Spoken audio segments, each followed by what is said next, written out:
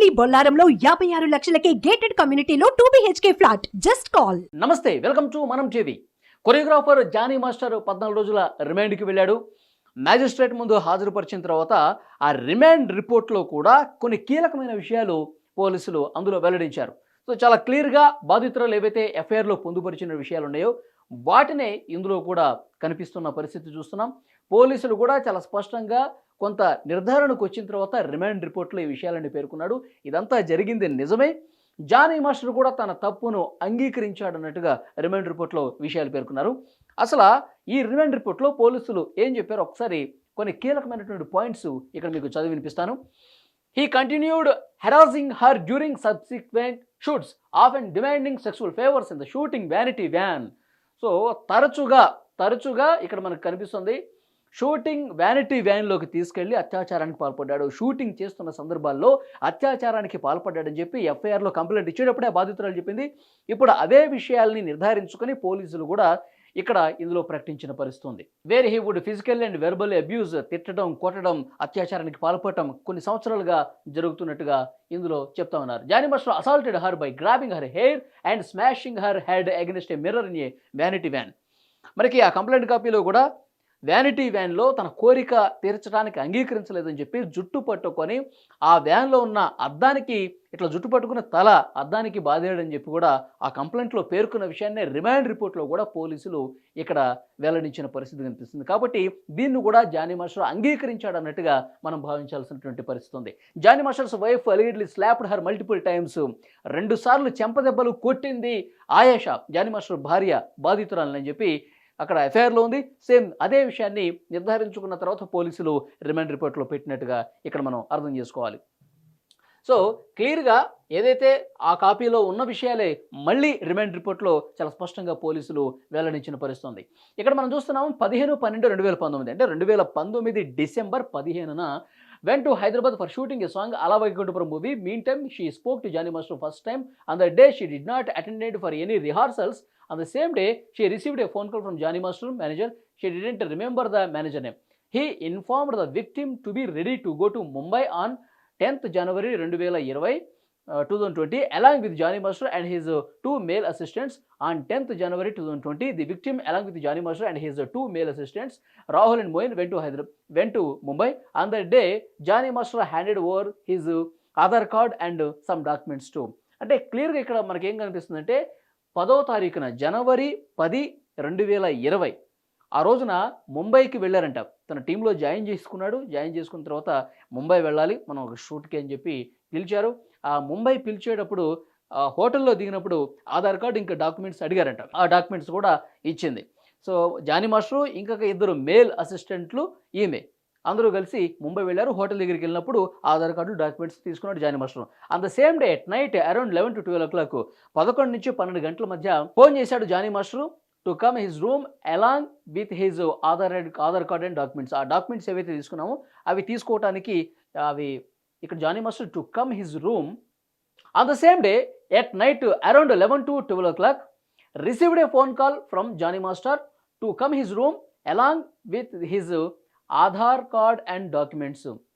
So Aadhaar కార్డుకి సంబంధించిన ఆ డాక్యుమెంట్లు అవన్నీ కూడా తీసుకున్నాడు కదా, వాటిని మళ్ళీ తిరిగి ఇచ్చే ఉద్దేశంతో తన రూమ్కి రమ్మని చెప్పాడు. ఇక్కడ మనకు కనిపిస్తుంది but he forcibly committed sexual assault and raped her without hearing her huge and cries. అంటే బలవంతం చేశాడు, ఆ సాకుతో పిలిపించుకుని బలవంతం చేసినట్టుగా పోలీసులు ఈ రిమాండ్ రిపోర్ట్లో పేర్కొన్నాడు. తను వద్దని చెప్పిన, వారించిన, వ్యతిరేకించిన ఏమాత్రం వినకుండా చాలా బలవంతంగా రేప్ చేశాడని చెప్పి ఆ ముంబై హోటల్లో పోలీసులు ఇక్కడ రిమాండ్ రిపోర్ట్లో పేర్కొన్నారు. Then he threatened to victim as if you reveal the incident to anyone you will lose the assistant post and you will not get opportunities in the film industry. ఈ విషయం కానీ బయటకు చెప్తే నువ్వు నా అసిస్టెంట్ పోస్ట్ను కోల్పోవటమే కాకుండా ఇండస్ట్రీలో నీకు ఎలాంటి అవకాశాలు రాకుండా, ఇంకా ఇండస్ట్రీలో నువ్వు లేకుండా చేస్తానని చెప్పి బెదిరించినట్టుగా పోలీసులు ఈ రిమాండ్ రిపోర్ట్లో పేర్కొన్నారు. సో క్లియర్గా అర్థమవుతుందంటే ఇంటికి వెళ్ళటం, భార్యాభర్తలు ఇద్దరు కలిసి ఇంటికి వెళ్ళటం, ఇంటి దగ్గర ఒక స్కూటీ ఉంది దాన్ని ధ్వంసం చేయటం, ఆ తర్వాత బలవంతంగా లోపలికి వెళ్ళి చెంపదెబ్బలు కొట్టి నువ్వు మతం మార్చుకో, నువ్వు పేరు మార్చుకో, జానీ మాస్టర్ని పెళ్లి చేసుకో అని చెప్పి భార్యాభర్తలు ఇద్దరు కూడా చాలా దారుణంగా హింసించారని చెప్పి ఎఫ్ఐఆర్ కాపీలో పేర్కొన్న విషయాల్ని ఇక్కడ కూడా రిమాండ్ రిపోర్ట్లో చాలా స్పష్టంగా పేర్కొంది. తను ఇక అక్కడ జానీ మాస్టర్ నుంచి దూరంగా వెళ్ళిపోయి ఇండివిజువల్గా తన షోస్ ప్లాన్ చేసుకున్నా కానీ, ఇండస్ట్రీలో కొన్ని అవకాశాలు దక్కించుకొని ముందుకు పోతున్నా కానీ, వాళ్ళతో మళ్ళీ ఆ కంపెనీ వాళ్ళతో మాట్లాడుకునే అవకాశాలు రాకుండా జానీ మాస్టర్ చేశాడని చెప్పి కూడా ఈ రిమాండ్ రిపోర్ట్‌లో పేర్కొన్న పరిస్థితి కనిపిస్తుంది. కానీ ఇప్పటికీ జానీ మాస్టర్ భార్య ఆయేషా చాలా స్పష్టంగా చెప్తూ ఉన్నారు. ఆ అమ్మాయే దురుద్దేశంతో ఇదంతా కుట్రకోణంగా కనిపిస్తోంది. ఒక హీరో మధ్యలో ఉన్నాడు, ఒక డైరెక్టర్ మధ్యలో ఉండి ఇదంతా నడిపిస్తున్నాడని చెప్పి ఆమె ఆరోపణలు చేస్తున్నటువంటి పరిస్థితి కూడా కనిపిస్తుంది.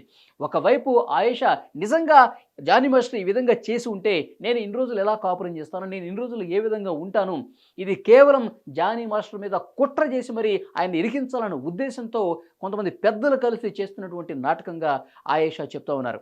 సో ఇన్ని రోజులు కలిసి ట్రావెల్ చేసినప్పుడు ఇంత బాధలు భరించి ఇంత అత్యాచారానికి కంటిన్యూస్గా గురవుతున్న ఎందుకు బయటకు రాకుండా ఇప్పుడు మాత్రమే బయటకు వచ్చింది అని చెప్పి ఆయేషా చెప్తుంది.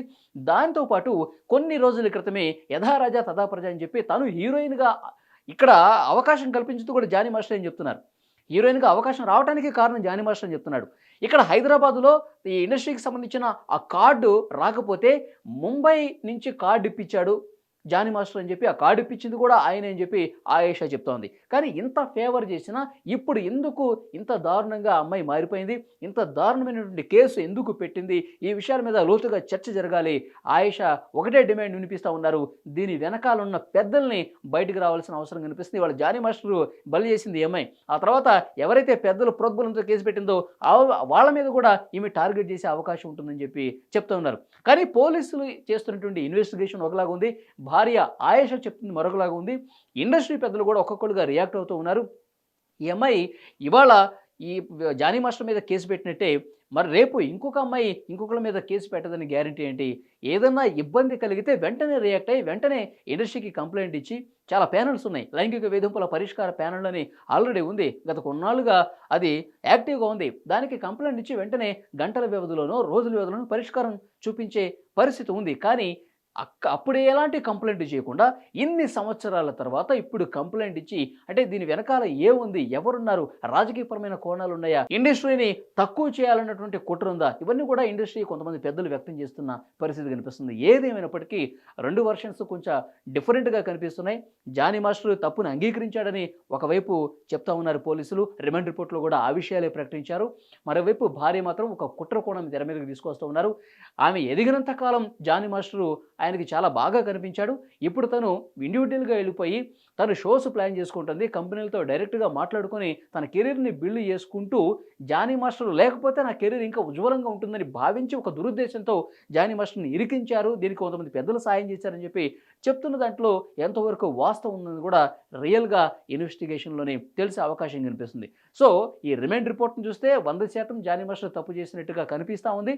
మరి ఇంకా లోతుల్లోకి వెళ్లాల్సిన అవసరం ఉంది. కాబట్టి ఈ రిమాండ్ రిపోర్ట్లో మళ్ళీ ఏమైనా చేంజెస్ ఉంటాయి అన్నది కూడా చూడాల్సిన అవసరం కనిపిస్తుంది. ఇప్పటికైతే జానీ మాస్టర్ తప్పు చేశాడు, 4-5 సంవత్సరాలుగా ఆమెను ఇబ్బంది పెడుతున్నాడు, అది కంటిన్యూస్గా ఉంది, అది తట్టుకోలేక బయటకు వచ్చినట్టుగా రిమాండ్ రిపోర్ట్లో చెప్తా ఉన్నారు. మరి ఇంకా వేరే కోణాలకు సంబంధించి ఆధారాలు కూడా ఎంతవరకు బయటకు వస్తాయి, జానీ మాస్టర్ వైపు ఎంతమంది నిలబడతారు, జానీ మాస్టర్ తప్పు ఏమీ లేదు, ఆ అమ్మాయిదే తప్పు అని అంతిమంగా ఏమైనా తెలుస్తుందా లేదన్నది కూడా కాలమే సమాధానం చెప్పాలి. ఇప్పటికైతే ఇది అప్డేట్.